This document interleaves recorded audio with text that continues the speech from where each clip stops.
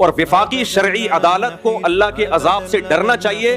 ان کو میں سمجھا کے وفاقی شرعی عدالت کے جج سے میں نے براہ راست بھی بات کی ہے کہ تم لوگوں نے کورٹ میں جس خلا کو پروموٹ کیا ہے، خدا کی قسم لا الہ الا اللہ، یہ زنا ہے، زنا ہے، زنا ہے. عورت دوسرے مرد کے لیے حلال نہیں ہوگی. یہی بٹھا کے میں نے سمجھایا وفاقی شرعی عدالت کے جج کو. ادھر مجھ سے ملنے آئے تھے، چائے پلائی، میں نے کہا خدا کی قسم یہ زنا کو تم لوگ پروموٹ کر رہے ہو. لیکن جج صاحب کی سمجھ میں یہ بات نہیں آئی.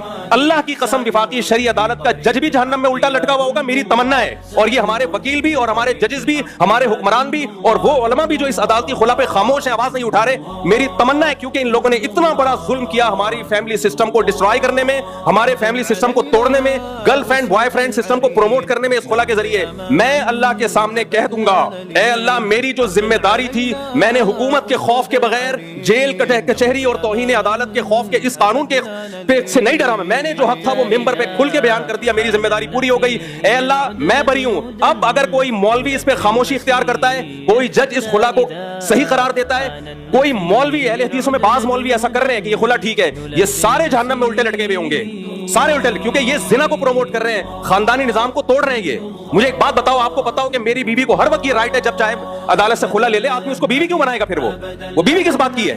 گرل فرینڈ اور بیوی میں فرق کیا رہ گیا؟ پھر گرل فرینڈ کو بھی یہ رائٹ ہے جب چاہے چھوڑ کے چلی جائے، بیوی کے پاس بھی کورٹ نے یہ رائٹ دے دی ہے جب چاہے کورٹ سے خلا لے کے چلی جائے. ابے تو گرل فرینڈ ہی رکھ لیتا، اس سے بہتر نہیں تھا کیا؟ ان حرام خوروں کو اتنی بڑی زمینی حقیقت سمجھ میں نہیں آ رہی ہے، اور پھر ہمیں سمجھاتے ہیں حدیث بخاری کی، قرآن کی. سب سے پہلے اجماع امت ہے، صحابہ نے، تابعین نے، چاروں اماموں نے قرآن و حدیث سے کیا سمجھا ہے. تم 15ویں صدی کے مولوی ہمیں بتاؤ کہ قرآن و حدیث کیا ہے؟